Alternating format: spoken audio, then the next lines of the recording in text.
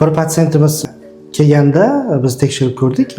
Unda na qin yo'li bor, na bachadon yo'q, rivojlanmaganda. Lekin shuni ota-onalar yashirin holatda ularni mana shu kasalligini bila turib turmushga berishgan.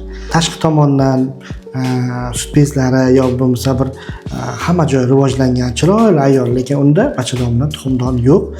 Uni belgilari nimada? Belgilari hayzi kelmaydi. Endi tekshirib ko'rganimizda haqiqatan ham qin yo'llari yo'q, bachadoni yo'q, lekin tuxumdonlari rivojlangan ekan.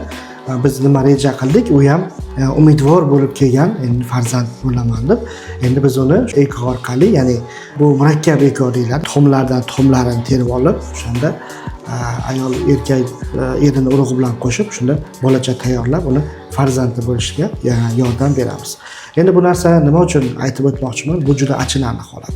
Agar sizda o'g'lingiz tug'ma bepusht bo'lsa, qizingiz tug'ma bepusht bo'layotgan bo'lsa, albatta buni iloji boricha ogohlantirilgan holda turmushga bersangiz juda ham yaxshi bo'ladi. Keyinchalik bu narsaga yoshlar aziyat chekib, qattiq stresslar bilan juda qiynalib qolmasliklari uchun.